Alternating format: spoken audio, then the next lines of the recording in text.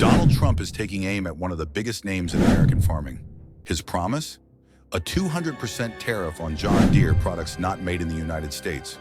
But what led to such a drastic measure? John Deere, a brand synonymous with American agriculture, is at the center of a heated controversy after making a highly controversial decision. This iconic company, once a symbol of reliability and trust for farmers, is now facing backlash for a move that has left many furious. The problem? John Deere announced plans to shift major parts of its production to Mexico. For a company built on the loyalty of American farmers, this decision feels like a betrayal. But the question is, why did they do it? What does this mean for American jobs, the farming community, and the agricultural industry as a whole? In this video, we'll unpack what John Deere did, how Donald Trump's response is stirring the pot, and what this all means for the future of farming in America. Buckle up. This is a story with massive implications for farmers, workers, and all of us who rely on agriculture every single day. But first, hit that subscribe button and tap the bell icon so you don't miss any of our deep dives into topics that matter. Now let's get into it. The John Deere controversy. The agricultural world was shaken by a major announcement. John Deere, an iconic name in farming machinery, decided to move part of its manufacturing operations to Mexico. The backlash was immediate and intense, with political figures like former U.S. President Donald Trump diving into the fray.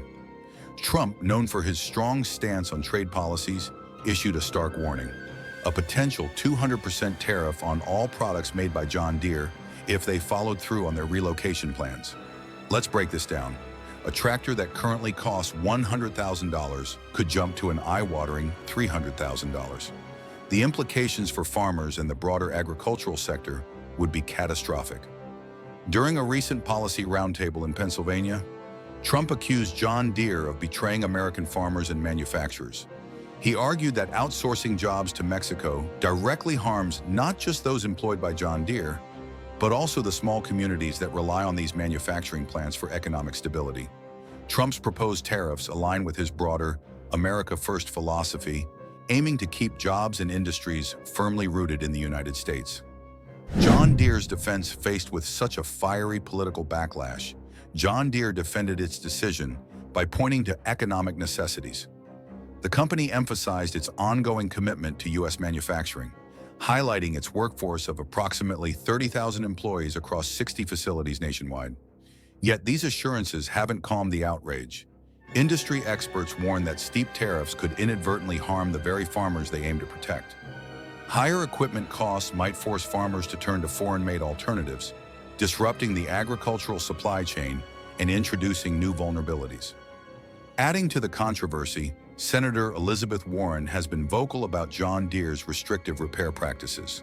She criticizes the company for hindering farmers' ability to repair their own equipment, accusing it of prioritizing profits over the needs of its customers.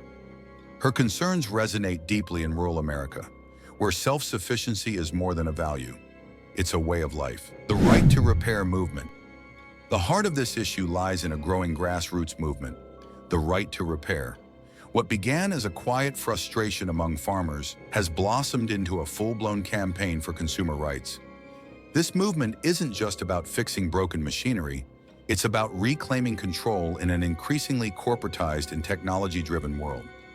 Imagine being unable to repair or modify a tractor without shelling out thousands to authorized service centers. For many farmers, this isn't just an inconvenience, it's an attack on their autonomy. Farmers across the country are taking action.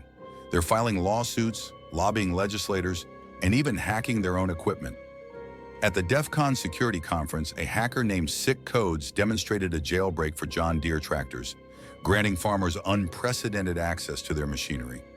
This act of defiance wasn't just a technical achievement, it was a symbolic reclaiming of independence. State and federal battles. Some states have already taken legislative steps to support the right to repair movement. Colorado recently passed laws requiring agricultural equipment manufacturers to provide the tools and information necessary for repairs. While this is a significant victory, it's just one battle in a much larger war. Manufacturers like John Deere argue that such laws could compromise safety standards and emissions controls. Critics, however, see these objections as thinly veiled attempts to maintain monopolistic control over the repair market.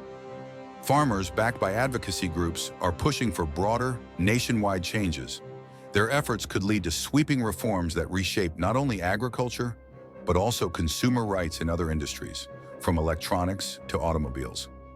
The financial toll on farmers. The financial impact of John Deere's policies is devastating for farmers already operating on razor-thin margins. The rising cost of equipment, paired with exorbitant repair fees, has created a perfect storm. The U.S. Department of Agriculture estimates that farm income could drop by as much as 25% this year due to escalating operational costs. This financial strain doesn't just affect individual farmers, it poses a serious threat to rural economies. Small, family-run farms are being pushed to the brink, leading to further consolidation in the agricultural industry. As larger agribusinesses take over, the diversity of our food system diminishes, and local communities suffer. Independent repair shops, once a staple of rural towns, are also feeling the pinch. With farmers forced to rely on authorized dealerships for repairs, these small businesses are disappearing, taking jobs and local economic stability with them. Corporate priorities under fire. John Deere's record-breaking profits paint a stark contrast to the struggles of the farmers and workers who sustain the company's success. In 2023, John Deere reported profits of $10.1 billion, a 42% increase from the previous year. Yet during the same period, the company laid off more than 1,500 workers. The United Auto Workers, UAW union, has been vocal in its criticism, accusing John Deere of prioritizing shareholder gains over employee welfare. Adding fuel to the fire is the CEO's compensation. John May earned $26.7 million in 2023, up from $20.3 million the year before. This growing divide between executive pay and worker treatment raises serious ethical questions. How can a company thriving financially justify layoffs and restrictive practices that hurt its most loyal customers and employees? Stock buybacks, a short-sighted strategy? John Deere's aggressive stock buyback program has drawn further scrutiny. In 2023 alone, the company spent $7.2 billion repurchasing its own shares, a move that primarily benefits shareholders and executives. Critics argue that this focus on short-term financial gains comes at the expense of long-term stability. By prioritizing buybacks over investments in its workforce or infrastructure, John Deere risks alienating both its employees and its customers. This strategy reflects a broader trend in corporate America, where profit maximization often overshadows ethical considerations. The larger picture: technology and farming. The challenges facing farmers today extend beyond John Deere. The rise of technology in agriculture has transformed the industry, bringing both opportunities and obstacles.